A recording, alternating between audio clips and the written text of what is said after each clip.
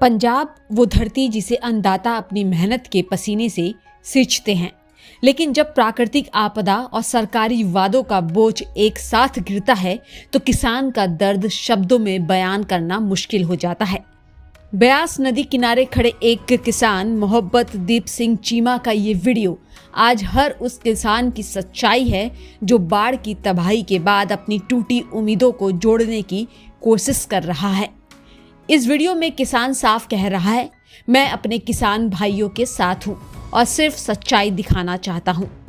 कुछ दिनों पहले यही ब्यास नदी उफान पर थी, खेतों में लहरें दौड़ रही थी, लेकिन जैसे ही पानी उतरा उम्मीदें थी कि रेत मिलेगी, क्योंकि सरकार ने योजना का नाम रखा था जिसका खेत उसकी रेत है। मैं आपको दिखाना चाहता हूँ कि जो हमारी सरकार है, पंजाब सरकार, पहले मैं स्पष्ट कर देना चाहता हूँ, मैं किसी के खिलाफ नहीं हूँ, किसी के साथ नहीं हूँ। मैं अगर साथ हूँ तो अपने किसान भाइयों के साथ हूँ। मैं उनका दुख दर्द रियलिटी आपको दिखाना चाहता हूँ। देखिए, हमें बोला गया जिसकी खेत उसकी रेत। अब मैं उसके मसले में आऊँगा और आप सबको दिखाऊँगा कि रेत आखिर है कहाँ। ये ब्यास का दरिया है, जहाँ पे जिस टाइम पे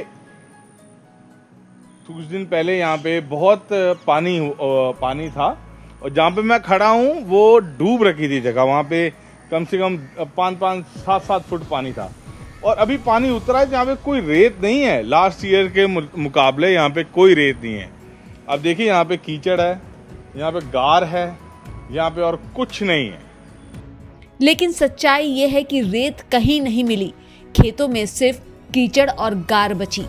किसान कह रहा है कि धान की खेती का एक भी तिनका नहीं बचा, खेत जाने का रास्ता तक साफ नहीं हुआ, उल्टा पानी और 2 फुट बढ़ चुका है। खेतों में जो जाने का रास्ता है वो अभी तक साफ नहीं हुआ है हमारा अभी तक, और आज भी 2-2 फुट पानी हमारे यहाँ पे और बढ़ चुका है।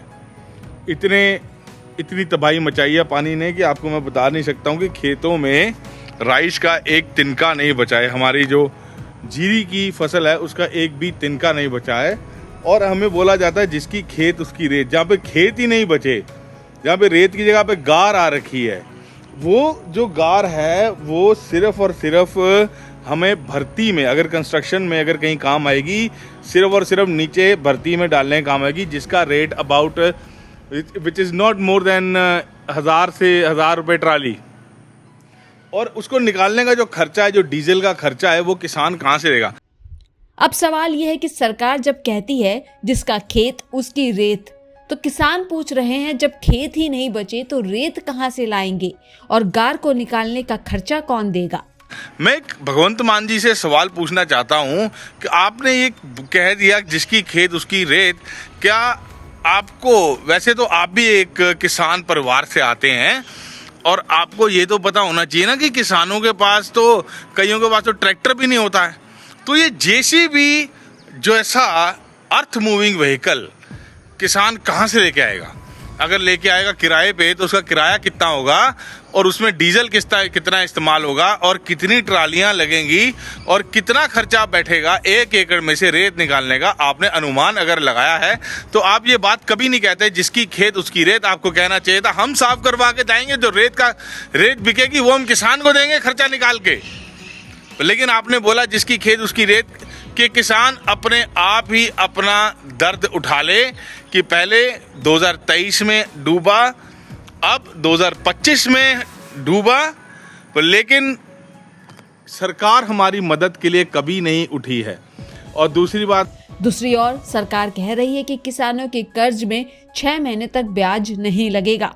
लेकिन किसान का सवाल बड़ा है, 6 महीने बाद क्या होगा? क्योंकि कर्जा तो वही रहेगा, हमारी कोई दूसरी आमदनी नहीं, हम तो सिर्फ किसानी पर जीते हैं। मैं आपसे कहना चाहूँगा कि ये तो अभी रेत का मसला है। रेत के मसले के बाद में जो हमारे ऊपर मसले आएंगे, हेल्थ के मसले, प्लस हमारे ऊपर जो कर्जे बढ़े हुए हैं उसका मसला, क्योंकि 2023 का कर्जा अभी तक हम पे उतरा नहीं है हमसे, और हम 2025 में फिर कर्जे के नीचे दब गए हैं। आपको मैं बताना चाहूँगा, बहुत सारे किसान कर्जे के कारण खुदकुशियाँ भी कर लेते हैं। आपने बहुत सारी ऐसी न्यूज़ देखी होंगी।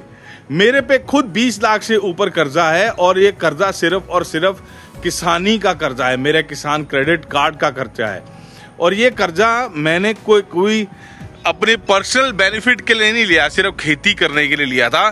2023 में मैं डूब गया, 2024 में मैं थोड़ा उभरा, 2025 में फिर सारा का सारा डूब गया।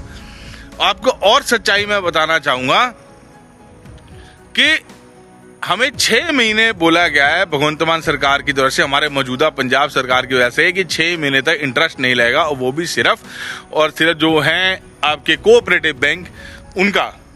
मैं पूछना चाहूंगा उनसे कि 6 महीने बाद क्या होगा? क्या वो कर्जा माफ हो जाएगा? वो कर्जा तो वहीं का वहीं खड़ा रहेगा। 6 महीने में हम किसान कर क्या लेंगे? क्या कर लेंगे हम 6 महीने में कि वो कर्जा हम उतार लेंगे? क्या हमारी कोई अलग इनकम है? नहीं है। सिर्फ किसानी के अलावा किसान की कोई इनकम नहीं है। ज्यादातर किसान सिर्फ और सिर्फ किसानी पे ही जीते हैं। ये सवाल सिर्फ एक किसान का नहीं, पंजाब के हर उस अन्नदाता का है जिसने बाढ़ के बाद अपनी जिंदगी की बुनियाद को टूटते हुए देखा। किसान की पुकार है, झूठे वादे मत कीजिए, हमें सच्ची राहत दीजिए।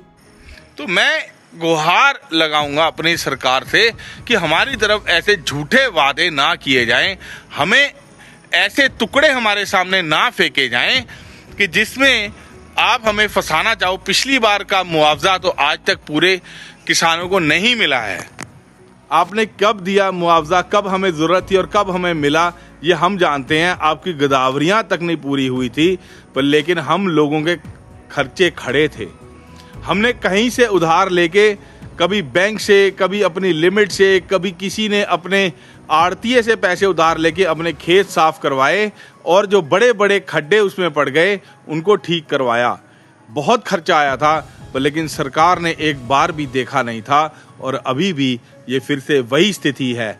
मैं सारे हिंदुस्तान से रिक्वेस्ट करना चाहूँगा कि आप सभी हमारे साथ मिलें, हमारे साथ खड़े हों, और इस सरकार को बताया जाए कि 20,000 रुपये में खेती में कुछ नहीं होता। हमारे खेत नहीं साफ हो पाएंगे। आप हमारे जख्मों पे मलहम नहीं, आप हमारे जख्मों को और उधेड़ रहे हो। धन्यवाद। मुख्यमंत्री भगवंत मान से सीधा सवाल, योजना और ऐलान तो हो गए, लेकिन क्या उन पर अमल होगा? क्या किसान को सच में राहत मिलेगी? अगर आप भी मानते हैं कि किसान की आवाज सबसे पहले सुनी जानी चाहिए, तो इस वीडियो को ज्यादा से ज्यादा शेयर करें और सरकार तक किसानों की ये पुकार पहुंचाए। सर का पसीना जब माथे को आता है, वो किसान है जो अपने दम पर फसल को उगाता है। आन है, बान है, शान है, किसान है। किसान इंडिया, चलेगा हल, बढ़ेगा बल।